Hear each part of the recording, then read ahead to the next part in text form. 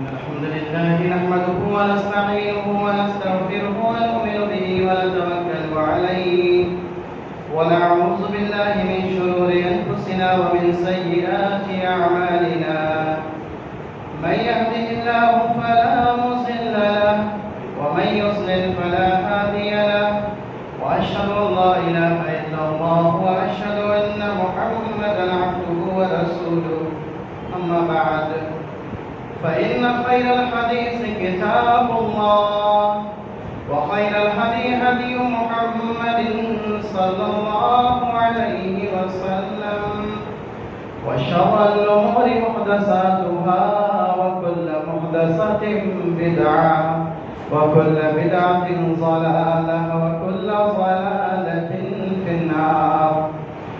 أعوذ بالله من الشيطان الرجيم. بسم الله الرحمن الرحيم. يا أيها الذين آمنوا اتقوا الله حق تقاته ولا تموتن إلا وأنتم مسلمون. يا أيها الناس اتقوا ربكم الذي خلقكم من نفس واحدة وخلق منها زوجها وبث منهما رجالا كثيرا ونساء واتقوا الله الذي تساءلون به والأرحام إن الله كان عليكم رقيبا. يا أيها الذين آمنوا اتقوا الله وقولوا قولا سديدا يصلح لكم أعمالكم ويغفر لكم ذنوبكم ومن يطع الله ورسوله فقد فاز فوزا عظيما. وقال الله تبارك وتعالى وينزل عليكم من السماء ماء ليطهركم به. رب اشرح لي صدري ويسر لي أمري واحلل عقدة من لساني يفقهوا قولي.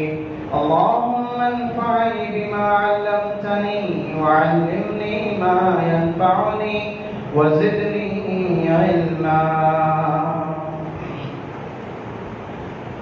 حاضرین جمعہ، دینی بھائیوں، عزیز بچوں، پردہ نشین ماؤں اور بہنوں، تمام قسم کی تعریفات اللہ رب العالمین کے لیے ہیں جو ہم سب کا خالق اور مالک ہے.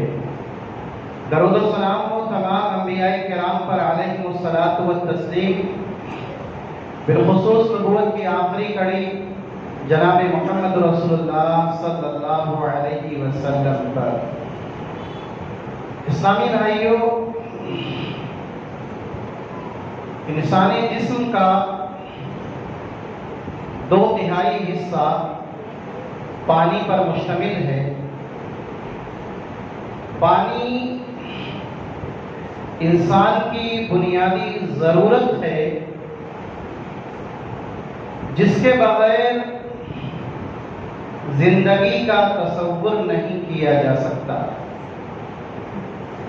پانی اتنی عظیم نعمت ہے کہ اطباء اور ماہرین کہتے ہیں کہ پانی غذا کو ہضم کرنے کے لیے ضروری ہے. پانی جسم کے ٹمپریچر کو ترتیب دینے کے لیے ضروری ہے. پانی خون کی گردش کے لیے انتہائی ضروری ہے. پانی گردوں کو صاف کرنے کے لیے انتہائی ضروری ہے. اور پانی بڑھاپے کے اثرات کو ختم کرنے کے لیے ضروری ہے. صاف شفاف پانی، اس کا کوئی عمل بدل نہیں. ہمیں چاہیے کہ ہم سادہ پانی پینے کی عادت ڈالیں اور 1 گھنٹے سے 1.5 گھنٹے کے درمیان پانی کی کچھ مقدار ہمارے جسم میں پہنچے، اس کی کوشش ہونی چاہیے. اور ہمیں پانی کی قدر کرنی چاہیے. اللہ رب العالمین نے کہا کلوا واشربوا ولا تسرفوا، کھاؤ اور پیو ولا تسرفوا، اور اسراف نہ کرو. کاشتکاری میں، کھیتی باڑی میں تعمیرات میں، عمارتوں کو بنانے میں، فیکٹریاں، ان کا وجود پانی کے بغیر ممکن ہی نہیں ہے۔ پانی کی اسی اہمیت کے پیش نظر ہر دور کے حکمرانوں نے اور بادشاہوں نے تالاب اور کنویں کھدوا کر کے اس میں پانی کے ذخائر کو جمع کرنے کا انتظام کیا۔ اور مذہب اسلام میں جب خلفائے راشدین کا دور تھا تو انہوں نے اپنے دور میں پانی کی فراہمی کو آسان بنانے کی ہر ممکن کوشش کی اور پانی کا ناجائز استعمال نہ ہو اس کے لیے بھی ایک ڈھانچہ متعین کیا۔ میرے بھائی کو ایک اور دوسرا رخ ہے، وہ یہ کہ اللہ تعالیٰ نے پانی میں پاکی کی خوبی رکھی ہے۔ پانی بذات خود پاک ہے، اور پانی کے اندر اللہ رب العالمین نے یہ صلاحیت رکھی ہے کہ پانی نجس اور گندی چیز کو بھی پاک و صاف کر دیتا ہے۔ اس لیے اللہ رب العالمین نے سورہ انفال کی آیت نمبر 11 میں ارشاد فرمایا وَيُنَزِّلُ عَلَيْكُم مِّنَ السَّمَاءِ مَاءً لِيُطَهِّرَكُم بِهِ، اور وہ اللہ تم پر آسمان سے پانی برساتا ہے لِيُطَهِّرَكُم بِهِ، تاکہ وہ اللہ تمہیں اس پانی کے ذریعے سے پاک و صاف کرے۔ تو پانی ایک بہت بڑا ذریعہ ہے پاکی اور صفائی کا۔ اور اللہ کے نبی جناب محمد رسول اللہ صلی اللہ علیہ وسلم کی حدیث آتی ہے، سیدنا ابو ہریرہ رضی اللہ عنہ حدیث کے راوی وہ روایت کرتے ہیں کہ نبی کریم صلی اللہ علیہ وسلم نماز میں تکبیر تحریمہ کہتے تو قراءت سے کچھ دیر خاموش رہتے۔ میں نے عرض کیا اللہ کے رسول صلی اللہ علیہ وسلم، میرے ماں باپ آپ پر قربان جائیں، مجھے بتائیے کہ آپ تکبیر اور قرأت کے درمیان خاموش رہتے ہیں، کیا پڑھتے ہیں؟ اللہ کے نبی صلی اللہ علیہ وسلم نے کہا میں پڑھتا ہوں اللہم باعد بینی و بین خطایایا، یہ مکمل ثنا، اور اس کے آخر میں ہے اللہم اغسل خطایایا بالماء والثلج والبرد، اے اللہ میرے گناہ مجھ سے دھو ڈال، بالماء پانی کے ذریعے سے، والثلج برف کے ذریعے سے، والبرد اور اولوں کے ذریعے سے۔ یہ تمام برف کا پانی، اولے، یہ تمام اپنے اندر طہارت کی طاقت رکھتے ہیں، اور اللہ کے نبی صلی اللہ علیہ وسلم یہ دعا کر رہے ہیں اللہم اغسل خطایایا بالماء والثلج والبرد، ان چیزوں کے ذریعے سے اللہ کے نبی صلی اللہ علیہ وسلم پاکی طلب کر رہے ہیں۔ سمندر کے پانی سے بھی طہارت حاصل کی جا سکتی ہے۔ ایک شخص اللہ کے نبی صلی اللہ علیہ وسلم کے پاس آتا ہے، آ کر کے کہتا ہے کہ اللہ کے نبی صلی اللہ علیہ وسلم ہم سمندر کے سفر پر ہوتے ہیں، ہمارے پاس پانی اتنا ہوتا ہے اگر وضو کر لیں گے تو پینے کے لیے پانی ختم ہو جائے گا۔ اللہ کے نبی صلی اللہ علیہ وسلم کیا سمندر کا پانی پاک ہے؟ تو اللہ کے نبی صلی اللہ علیہ وسلم نے کہا کہ ہاں سمندر کا پانی پاک ہے اور اس کا مردار حلال ہے۔ اور دوسرے حدیث میں مردار کی وضاحت ہے، ابن عمر کہتے ہیں ہمارے لیے 2 مردار حلال کیے گئے اور 2 خون حلال کیے گئے ہیں۔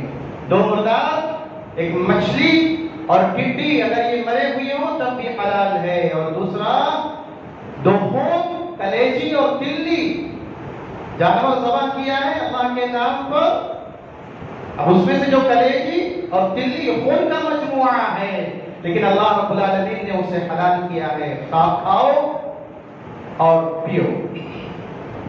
زمزم کے پانی سے بھی طہارت حاصل کی جا سکتی ہے۔ سیدنا علی رضی اللہ عنہ کی حدیث آتی ہے، کہتے ہیں کہ رسول اللہ صلی اللہ علیہ وسلم نے زمزم کے پانی کا ایک ڈول منگوایا، یعنی زمزم کے پانی کا برتن منگوایا اور آپ صلی اللہ علیہ وسلم نے اس ڈول میں سے پانی کو پیا اور وضو بھی کیا۔ تو زمزم کے پانی سے طہارت حاصل کی جا سکتی ہے، پاکی حاصل کی جا سکتی ہے۔ ہر اس پانی سے طہارت حاصل کی جا سکتی ہے جو اپنی اصلی حالت پر ہو، اگرچہ اس میں نجاست ہی کیوں نہ واقع ہو گئی ہو، اگر پانی کی 3 کیفیتوں میں سے کوئی چیز نہ بدلی ہو، ذائقہ، ٹیسٹ، پانی کا رنگ اور پانی کا بو، اگر یہ 3 چیزیں تبدیل نہیں ہوئی ہیں تو وہ پانی استعمال کیا جا سکتا ہے، لیکن اگر پانی کا ذائقہ یا رنگ یا بو نجاست پڑنے کی وجہ سے بدل جائے تو پھر اس پانی سے طہارت حاصل نہیں کی جا سکتی۔ یہ طہارت وضو کس چیز کے لیے واجب ہے؟ تو نماز کی ادائیگی کے لیے طہارت واجب ہے۔ نماز کی ادائیگی آپ کو کرنی ہے، فرض نماز ہو یا نفل نماز ہو یا نماز جنازہ ہو، اس کے لیے وضو انتہائی ضروری ہے۔ بغیر وضو کے نماز قبول نہیں۔ اللہ کے نبی صلی اللہ علیہ وسلم نے فرمایا بے وضو آدمی کی نماز قبول نہیں کی جاتی یہاں تک کہ وہ وضو کر لے۔ اور اسی طرح سے خانہ کعبہ کا طواف کرنے کے لیے بھی ایک مسلمان کو باوضو ہونا ضروری ہے۔ ترمذی شریف کی روایت ہے، اللہ کے نبی صلی اللہ علیہ وسلم نے کہا کہ خانہ کعبہ کا طواف یہ نماز کی طرح ہے، لہذا اس میں کم گفتگو کرو۔ اس حدیث کو سامنے رکھ کر کے اہل علم کہتے ہیں چونکہ طواف کعبہ یہ نماز کی طرح ہے، اس لیے اس کے لیے بھی وضو ضروری ہے۔ ایک انسان باوضو ہوتا ہے لیکن اسے وضو کی ضرورت عام پڑتی ہے، تو وہ اسباب کیا ہیں جن اسباب کی وجہ سے انسان کا وضو ٹوٹ جاتا ہے، وضو باقی نہیں رہتا؟ تو وہ 9 اسباب ہیں۔ نمبر 1 پیشاب و پاخانہ سے۔ کوئی شخص پیشاب و پاخانہ کر کے لوٹا ہے، قضائے حاجت کر کے لوٹا ہے، نماز پڑھنا چاہتا ہے تو اس کے لیے ضروری ہے کہ وہ وضو کر لے، وضو کرنے کے بعد ہی نماز کی ادائیگی کرے، ہوا خارج ہونے سے۔ نمبر 2 نمبر 3 مزید نکلنے سے، اور اگر مزید نکل رہا ہے تو وضو کرنے سے پہلے استنجا بھی کرنا ضروری ہے۔ یہ مزید کیا ہے؟ یہ مزید اس لیس دار پانی کو کہتے ہیں، اس چپچپے پانی کو کہتے ہیں جو شہوت کے وقت انسان کے عضو سے نکلتا ہے، اس کو مزی کہتے ہیں۔ اور ودی کسے کہتے ہیں؟ ودی کہتے ہیں اس گاڑھے سفید پانی کو جو پیشاب کرنے سے پہلے یا پیشاب کرنے کے بعد نکلتا ہے۔ اسی طرح سے عورتوں کے حوالے سے ایک مخصوص قسم کی بیماری ہے جسے لیکوریا کہا جاتا ہے۔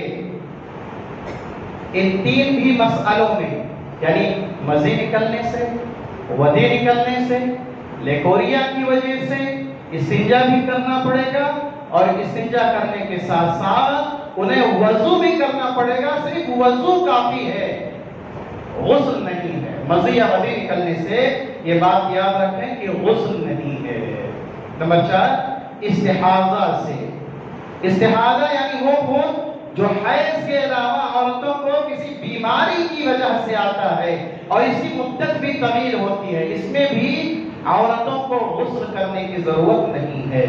نمبر 5 شرمگاہ کو چھونے سے۔ اگر شرمگاہ انسان چھوتا ہے اور اس کے درمیان کوئی کپڑا حائل نہیں ہے تو وضو ٹوٹ جاتا ہے، اس کو وضو کرنا پڑے گا۔ نمبر 6 گہری نیند سے۔ آدمی گہری نیند میں چلا گیا، اس کے سرین کا بندھن کھل چکا ہے، وہ ہوش میں نہیں، اس لیے اسے وضو کرنا ہے۔ نمبر 7 پاگل یا بے ہوش ہونے سے، کیونکہ یہ جو بے ہوشی ہے یہ نیند سے زیادہ انسان کو بے حس کر دیتی ہے، لہذا بے ہوشی یا پاگل ہونے سے بھی وضو جاتا رہتا ہے۔ کوئی شخص مرتد ہو گیا، دین اسلام سے خارج ہو گیا، اس کا وضو بھی باطل ہو گیا۔ اور نمبر 9، اونٹ کا گوشت کھانے سے۔ باوضو تھا کوئی شخص، نماز پڑھنا چاہتا تھا، لیکن چونکہ اس نے اونٹ کا گوشت کھا لیا، تو چونکہ اونٹ کا گوشت اس نے کھایا ہے، اس لیے اللہ کے نبی صلی اللہ علیہ وسلم کی تعلیم یہ ہے کہ وہ وضو کرے۔ یہ تو وہ کیفیات تھی جن صورتوں میں وضو واجب ہو جاتا ہے اور ضروری ہو جاتا ہے۔ آئیے دیکھتے ہیں غسل کب فرض ہوتا ہے۔ ایک انسان کے لیے، ایک مسلمان کے لیے غسل کب ضروری ہو جاتا ہے، واجب ہو جاتا ہے، کمپلسری ہو جاتا ہے۔ تو نمبر 1، جماع سے غسل فرض ہو جاتا ہے، اگرچہ انزال نہ ہوا ہو، کیونکہ اللہ کے نبی صلی اللہ علیہ وسلم کی حدیث ہے، جب مرد عورت کے 4 شاخوں کے درمیان بیٹھے، اور 4 شاخوں سے مراد اس کے 2 ہاتھ اور 2 پیر ہیں، بعض علماء نے ران اور پیر کو مراد لیا ہے۔ اور اس کے بعد اللہ کے نبی صلی اللہ علیہ وسلم نے کہا، بخاری کی حدیث، ثم جاہدھا، اور پھر وہ کوشش کرے جماع کے لیے، اس کا انٹینشن، مقصد جماع ہے، تو اللہ کے نبی صلی اللہ علیہ وسلم نے کہا وجب علیہ الغسل وان لم ينزل، یہ اس پر غسل واجب ہو جاتا ہے گرچہ انزال نہ ہوا ہو۔ یعنی منی کا انزال گرچہ نہ ہوا، لیکن اگر خطانین مل گئے تو غسل واجب ہو جاتا ہے۔ اور حالت جنابت میں نماز کی ادائیگی اور خانہ کعبہ کا طواف ممنوع ہے، کوئی شخص نہیں کر سکتا۔ نمبر 2، احتلام سے بھی غسل واجب ہو جاتا ہے۔ اور احتلام کیا ہے؟ سوتے یا جاگتے شہوت سے، جوش کے ساتھ منی خارج ہونے کو احتلام کہتے ہیں۔ اور احتلام مردوں کو بکثرت ہوتا ہے اور عورتوں کو کم ہوتا ہے۔ اللہ کے نبی جناب محمد رسول اللہ صلی اللہ علیہ وسلم کی داؤد شریف کی، ترمذی شریف کی، ابن ماجہ کی حدیث ہے، اللہ کے نبی صلی اللہ علیہ وسلم سے پوچھا گیا کہ اللہ کے نبی صلی اللہ علیہ وسلم کوئی شخص سو رہا ہے، اب سو کر اٹھنے کے بعد وہ اپنے کپڑے میں تری کو محسوس کرے اور اسے احتلام یاد نہ ہو، اسے احتلام کا یاد نہیں ہے کہ احتلام ہوا ہے کہ نہیں، لیکن چونکہ کپڑے میں تری کو محسوس کر رہا ہے تو کیا کرے؟ تو اللہ کے نبی صلی اللہ علیہ وسلم نے کہا کہ اسے غسل کرنا چاہیے، کیونکہ وہ تری کو کپڑے میں موجود پا رہا ہے، منی کے قطرات کو کپڑے میں موجود پا رہا ہے۔ پھر اس شخص کے متعلق پوچھا گیا جسے نیند میں احتلام تو محسوس ہوا کہ وہ محتلم ہوا ہے، اسے احتلام ہوا ہے، لیکن کپڑوں پر تری نہ دیکھے، تو اللہ کے نبی صلی اللہ علیہ وسلم نے کہا کہ اس پر غسل واجب نہیں ہے۔ تو احتلام سے غسل ہے، اگر کوئی شخص محتلم ہو جا رہا ہے تو اس پر غسل واجب ہے، فرض ہے، لیکن اس کے ساتھ شرط یہ ہے کہ اگر وہ اپنے کپڑے میں تری کو پاتا ہے، دلیل کو پاتا ہے، تب وہ غسل کرے گا، ورنہ اس پر غسل واجب نہیں ہے۔ نمبر 3، حیض اور نفاس کے آنے سے، حیض اور نفاس کے آنے سے بھی غسل فرض ہو جاتا ہے۔ اور غسل کب کرنا ہے؟ جب خون بند ہو جائے تب غسل کرنا ہے۔ بخاری شریف کی روایت ہے، اللہ کے نبی صلی اللہ علیہ وسلم نے فرمایا فَإِذَا أَقْبَلَتِ الْحَيْضَ فَدَعِي الصَّلَاةَ، کہ جب تمہیں حیض آ جائے تو تم نماز سے رک جاؤ، وَإِذَا أَدْبَرَتْ فَاغْتَسِلِي وَصَلِّي، اور جب حیض کا خون آنا رک جائے تو تم غسل کرو اور نماز پڑھو۔ حیض کیا ہے؟ حیض وہ سیاہی مائی خون ہے جو بالغ عورتوں کو ہر ماہ آتا ہے، اور عام طور پر اس کی مدت 3 دن سے 7 دن تک ہوتی ہے۔ اور نفاس کیا ہے؟ نفاس وہ خون ہے جو بچے کی پیدائش پر جاری ہوتا ہے، اور عموماً اس کی مدت 40 دن ہوتی ہے اور 40 سے بھی کم ہوتی ہے۔ حیض اور نفاس کے آنے سے نماز، روزہ، اسی طرح سے جماع کرنا، بیت اللہ کا طواف کرنا، یہ خاتون نہیں کر سکتی ہے۔ اور یہ بہت بڑا المیہ ہے کہ لوگ جہالت کی وجہ سے، لا علمی کی وجہ سے اس گناہ کا ارتکاب کر لیتے ہیں۔ اللہ کے نبی جناب محمد رسول اللہ صلی اللہ علیہ وسلم کے حوالے سے قرآن مجید میں کہا گیا وَيَسْأَلُونَ عَنِ الْمَحِيضِ قُلْ هُوَ أَذًى فَاعْتَزِلُوا النِّسَاءَ فِي الْمَحِيضِ کہ اے نبی جناب محمد رسول اللہ صلی اللہ علیہ وسلم، لوگ آپ سے حیض کے بارے میں سوال کرتے ہیں، آپ کہیں قُلْ هُوَ أَذًى یہ حیض گندگی ہے، فَاعْتَزِلُوا النِّسَاءَ فِي الْمَحِيضِ لہذا حیض کے ایام میں اپنی عورتوں سے مباشرت مت کرو، جماع مت کرو۔ اور محمد اقبال جو کہ بہت عرب کے مشہور ڈاکٹر ہیں، انہوں نے لکھا ہے کہ حیض کے دوران رحم کے اندر کا جو پردہ ہے وہ مکمل طور پر الٹ دیا جاتا ہے اور اس کے نتیجے میں پورا جو رحم ہے یہ مکمل طور پر خارش زدہ ہو جاتا ہے۔ دوران حیض جمع کرنا مردوں کے لیے اتنا خطرناک ہے کہ بعض اوقات انہیں ایسی بیماریاں لگ جاتی ہیں جن بیماریوں کا علاج ممکن نہیں ہو سکتا۔ دوران حیض عورتوں کے لیے مباشرت کرنا اتنا خطرناک ہے کہ بعض اوقات انہیں ان کا یہ فعل باجبن تک پہنچا دیتا ہے، یعنی آگے چل کر کے کبھی وہ اولاد جیسی نعمت سے مستفید نہیں ہو سکتی، اتنی خطرناک وہ بیماری لاتا ہے۔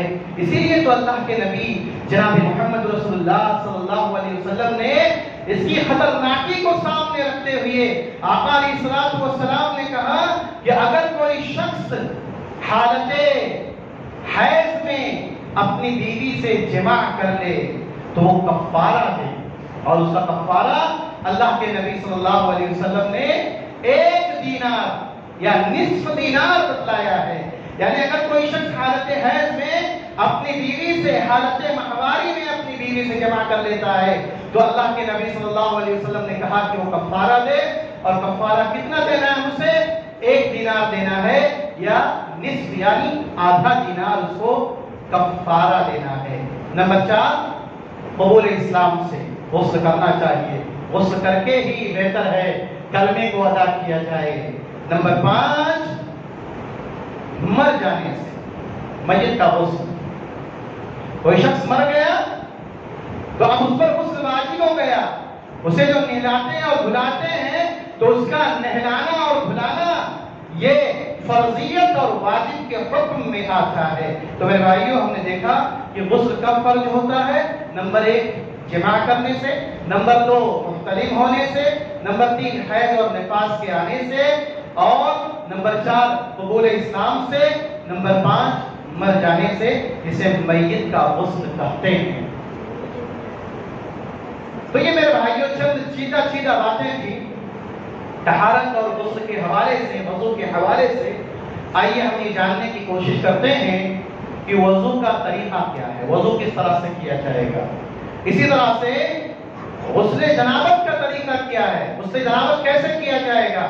اور یہ باتیں اس لیے آپ لوگوں کے سامنے بیان کی جا رہی ہیں کیونکہ یہ مسائل آئے دن ہمارے سامنے آتے رہتے ہیں، تو کہیں ایسا نہ ہو کہ جہالت کی وجہ سے، لا علمی کی وجہ سے ہم گنہگار ہو جائیں۔ اور حقیقی بات تو یہ ہے میرے بھائیوں کہ شریعت مطہرہ کی جو باتیں ہیں انہیں بیان کرنے میں کوئی حرج نہیں ہے۔ ان اللہ لا یستحی من الحق، اللہ رب العالمین حق بات کہنے سے نہیں شرماتا، اور اللہ کے نبی جناب محمد رسول اللہ صلی اللہ علیہ وسلم جو کہ حیا کا پیکر تھے، شرمیلے تھے، لیکن اس کے باوجود بھی آقا علیہ السلام نے ان تمام مسائل کو کھول کر کے بیان کیا ہے اور امت کے سامنے رکھا ہے۔ تو سب سے پہلے ہم وضو کا جو مصنون طریقہ ہے اس کو جاننے کی کوشش کرتے ہیں کہ آخر وضو کا مصنون طریقہ کیا ہے۔ تو سب سے پہلے بسم اللہ پڑھیں اور بسم اللہ پڑھ کر کے وضو شروع کریں، کیونکہ اللہ کے نبی جناب محمد رسول اللہ صلی اللہ علیہ وسلم نے فرمایا اس شخص کا وضو نہیں جو شخص وضو کی ابتدا میں بسم اللہ نہ پڑھے، اور صرف بسم اللہ پڑھنا چاہیے۔ بہت سارے لوگ احتیاط کرتے ہوئے بسم اللہ الرحمن الرحیم پڑھتے ہیں، وہ درست نہیں ہے۔ صرف بسم اللہ کہنا کافی ہے، اور اس کے بعد اپنی ہتھیلیاں 3 مرتبہ دھوئیں۔ ہتھیلیاں دونوں ہاتھوں کا مجموعہ 3 مرتبہ اسے دھوئیں۔ اس کے بعد 3 دفعہ کلی کریں اور 3 دفعہ ناک میں پانی ڈالیں۔ بہتر یہ ہے کہ ایک ہی چلو پانی سے کلی بھی کریں اور ناک میں پانی بھی ڈالیں۔ علیحدہ علیحدہ کلی بھی کیا جا سکتا ہے اور ناک میں پانی بھی ڈالا جا سکتا ہے، یہ عمل بھی جائز ہے، لیکن بہتر یہ ہے کہ کلی اور ناک میں پانی ڈالنے کا جو 3 مرتبہ عمل ہے وہ ایک ہی کلی پانی سے کریں۔ اس کے بعد 3 مرتبہ اپنے چہرے کو دھوئیں، پھر 3 دفعہ اپنے دونوں ہاتھ کوہنیوں تک دھوئیں، پھر پورے سر کا مسح کریں۔ اپنے دونوں ہاتھوں سے پورے سر کا مسح کریں، اور مسح کس طرح سے کرنا ہے؟ مسح سر کے شروع حصے سے ابتدا کرنی ہے، شروعات کرنی ہے، اور گردن کے پچھلے حصے تک لے جانا ہے، اور وہاں سے واپس جہاں سے آپ نے شروع کیا تھا یعنی سر کے ابتدائی حصے میں وہاں تک لے کر کے آنا ہے۔ تو اس طرح سے ہمیں مسح کرنی ہے۔ سر کا مسح ایک بار کریں، بعض روایات میں 3 مرتبہ بھی سر کے مسح کا جواز ملتا ہے، لہذا دونوں عمل جائز ہے۔ اگر کوئی 1 مرتبہ سر کا مسح کرتا ہے وہ بھی جائز ہے، اگر 3 مرتبہ کوئی سر کا مسح کرتا ہے وہ بھی جائز ہے۔ اور سیدنا ابن عمر رضی اللہ عنہ کے متعلق آتا ہے کہ جب وضو کرتے تو اپنی شہادت کی انگلیاں کانوں میں داخل کر کے اس کے ساتھ کانوں کے اندرونی حصے کا مسح کرتے اور انگوٹھے سے بیرونی حصے کا مسح کرتے۔ اس طرح سے کان کا بھی مسح کرنی ہے۔ پھر اپنے پاؤں ٹخنوں تک 3 مرتبہ دھلنا ہے۔ وضو کے بارے میں چند ایک اور مسائل بھی ہیں جن کا جاننا ہمارے لیے بہت ضروری ہے۔ وضو مکمل کرنے کے بعد دعا پڑھے۔ کون سی دعا؟ اشہد ان لا الہ الا اللہ وحدہ لا شریک لہ واشہد ان محمدا عبدہ ورسولہ۔ صحیح حدیث سے بس اتنا ہی ثابت ہے۔ جو لوگ اضافہ کرتے ہیں اللہم اجعلنی من التوابین واجعلنی من المتطہرین، یہ روایت ضعیف ہے۔ اور اگر کوئی ایسا وضو کرتا ہے یعنی جس طرح سے وضو کرنا بھی بتایا گیا، تو اللہ کے نبی صلی اللہ علیہ وسلم نے کہا کہ اگر کوئی ایسا وضو کرے اور وضو کرنے کے بعد یہ کہے اشہد ان لا الہ الا اللہ وحدہ لا شریک لہ واشہد ان محمدا عبدہ ورسولہ، تو اس کے لیے جنت کے 8 دروازے کھول دیے جاتے ہیں۔ تو وضو کا یہ عمل کوئی معمولی عمل نہیں ہے۔ وضو کے بعد انگلیاں اٹھانا آسمان کی طرف یہ درست نہیں ہے۔ اسی طرح سے وضو کے دوران کوئی دعا پڑھنا،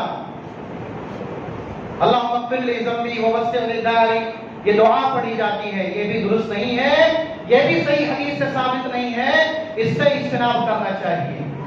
نہ وضو کے بعد آسمان کی طرف انگلی اٹھانا، نہ وضو کے دوران کوئی دعا پڑھنا، یہ ثابت نہیں ہے۔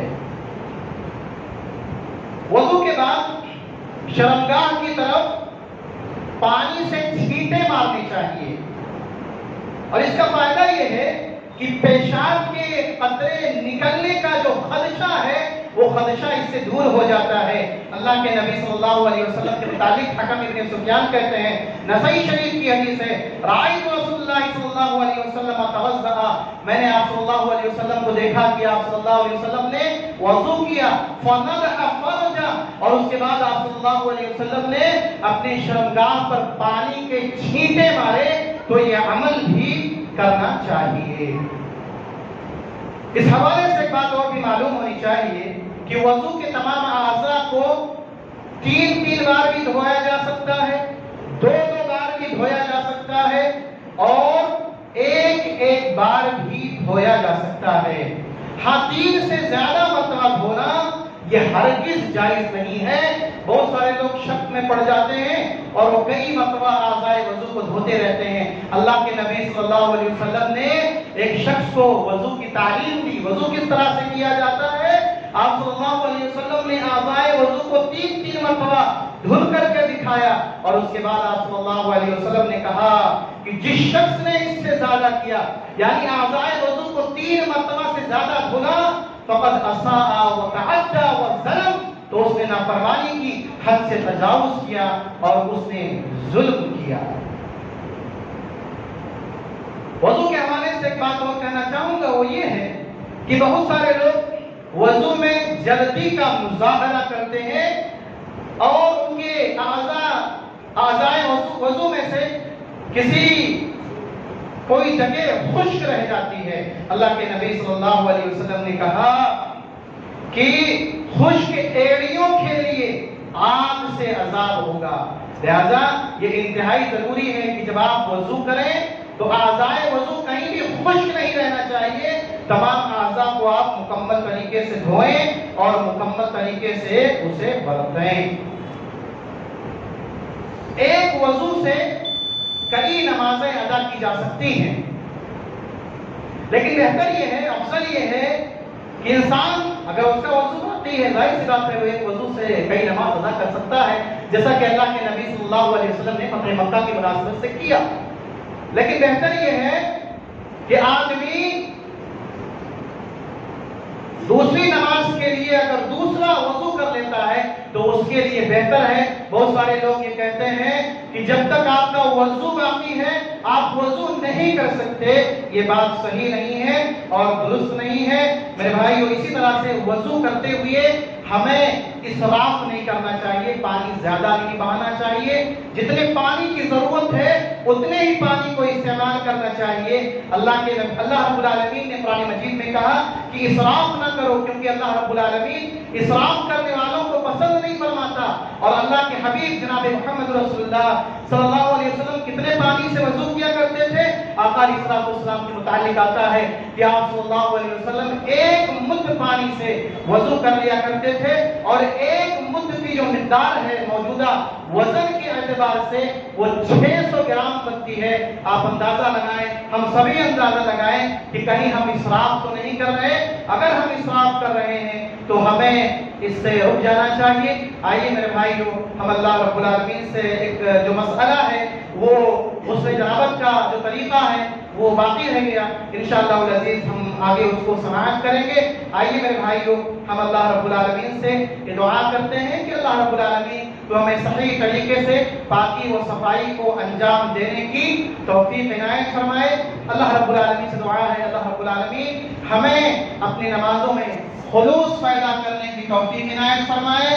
وہ جو تڑپ اور جذبہ اور شوق ہمارے اسلاف میں ہوتا تھا نماز کے حوالے سے، کہ شاعر نے کہا کہ وہ سجدہ روح زمین جس سے کانپ جاتی تھی، وہ سجدہ روح زمین جس سے کانپ جاتی تھی، اسی کو آج سرستے ہیں منبر و محراب۔ اور میرے بھائیوں، شاعر نے کہا کہ وہ سجدوں کے شوقین غازی کہاں ہے، زمین پوچھتی ہے وہ نمازی کہاں ہے۔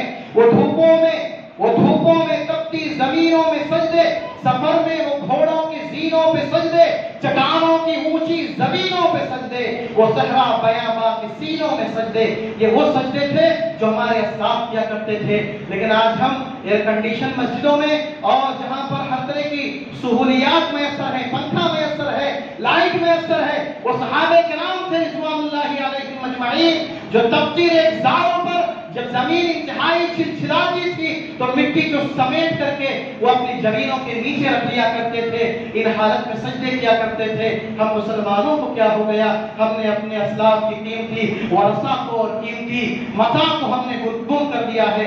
ہمیں غور کرنے کی ضرورت ہے میرے بھائیوں، ہم نہیں رہیں گے، ہم چلے جائیں گے تو ذخیرہ ہو رہا ہے، ہمارا اعمال ذخیرہ ہو رہا ہے، ہماری طہارت ذخیرہ ہو رہی ہے، ہماری نماز ذخیرہ ہو رہی ہے۔ ہم نہیں رہیں گے، چلے جائیں گے۔ بہت سارے لوگ آتے ہیں اس دنیا میں اور آ کر کے چلے جاتے ہیں۔ یہ مشیر آباد ویسے ہی رہے گا، بھولت پور ویسے ہی رہے گا، سکندر آباد ویسے ہی رہے گا، حیدرآباد ویسے ہی رہے گا میرے بھائیو، لیکن آپ نہیں ہوں گے، ہم نہیں ہوں گے۔ لہذا آئیے ہم نماز کو قائم کرتے ہیں، اور نماز کے اندر جو جذبہ ہونا چاہیے، خلوص ہونا چاہیے، للہیت ہونی چاہیے، جو شوق ہونا چاہیے، جو غازیانہ انداز اور منہج ہونا چاہیے، اپنی نمازوں کو ویسی بناتے ہیں، ویسی سجاتے ہیں۔ اللہ رب العالمین ہمیں اس کی توفیق عطا فرمائے۔ اقول قولی ھذا واستغفر اللہ لی ولکم ولسائر المسلمین من کل ذنب فاستغفروہ انہ الغفور الرحیم۔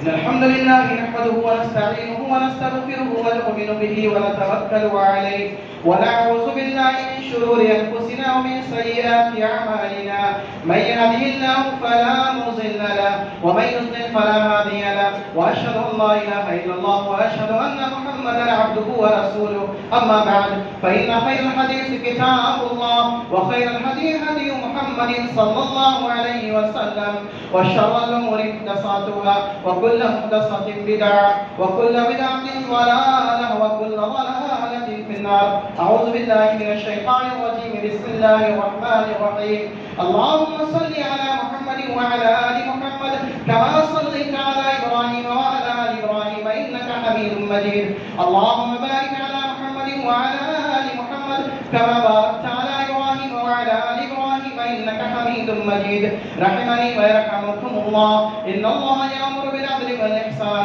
وإيتاء ذي القربى وينهى عن الفحشاء والمنكر والبغي يعظكم لعلكم تذكرون ولذكر الله تعالى أعلى وأجل وأتم وأكبر والله يعلم ما تصنعون